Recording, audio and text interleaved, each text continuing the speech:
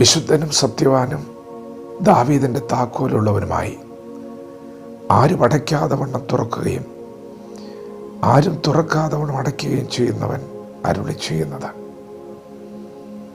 ഞാൻ നിന്റെ പ്രവൃത്തി അറിയുന്നു.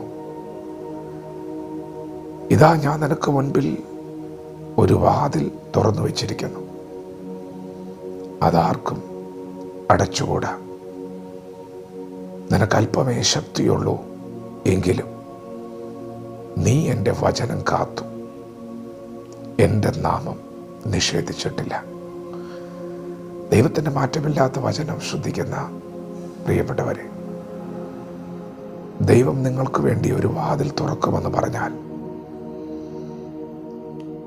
അതാർക്കും അടയ്ക്കുവാൻ കഴിയില്ലെന്ന് പറഞ്ഞാൽ നിങ്ങളത് വിശ്വസിക്കുമോ? ദൈവത്തിൻ്റെ വചനം സത്യമാണ്. ദൈവം ഒരു വാതിൽ തുറക്കും.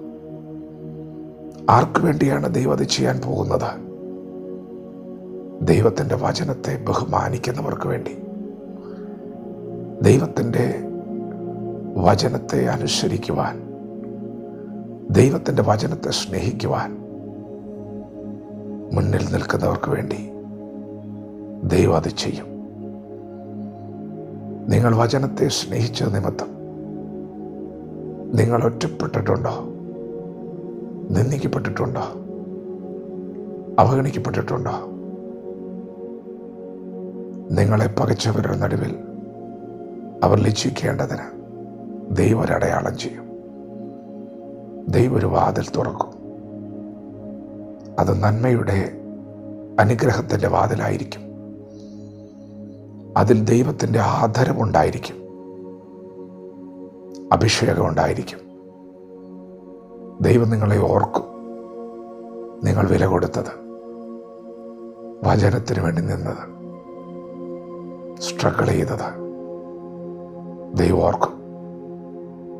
ദൈവം ആർക്കും കടക്കാരനല്ല. ദൈവം നിങ്ങളെ ഓർക്കുന്ന സമയങ്ങൾ വരുന്നു. ദൈവത്തിൻ്റെ വചനത്തെ നിങ്ങൾ സൂക്ഷിച്ചതുകൊണ്ട്, വചനപ്രകാരം നിങ്ങളുടെ ജീവിതത്തെ സൂക്ഷിച്ചതുകൊണ്ട്, വിശുദ്ധി സൂക്ഷിച്ചതുകൊണ്ട്,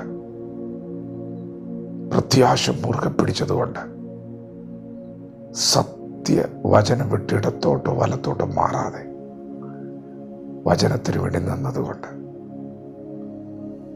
ദൈവം നിങ്ങൾക്ക് വേണ്ടി ഒരു വാതിൽ തുറക്കും. സത്യവാനായ ദൈവം അരുളി ചെയ്യുന്നു. വിശുദ്ധനായ ദൈവം അരുളി ചെയ്യുന്നു. ആരും അടയ്ക്കാതെ വണ്ണം തുറക്കുവാൻ കഴിവുള്ള ദൈവം, ദാവീദിൻ്റെ താക്കോൽ കയ്യിലുള്ള ദൈവം, അധികാരമുള്ള ദൈവം അരുളി ചെയ്യുന്നു, ഞാനത് ചെയ്യും. ഞാൻ നിന്നെ ഓർക്കും. വിശ്വസിക്കുക, നിങ്ങൾ വില കൊടുത്തത് വെറുതെ ആകില്ല. ദൈവം നിങ്ങൾക്ക് വേണ്ടി ഒരു വാതിൽ തുറക്കാൻ പോകുന്നു. അതാർക്കും അടയ്ക്കുവാൻ കഴിയുകയില്ല. വചനത്തോട് പ്രതികരിക്കാം. ദൈവം നമ്മെ ഓരോരുത്തരെയും പകൽ അനുഗ്രഹിക്കുമാറാകട്ടെ. ആമേൻ.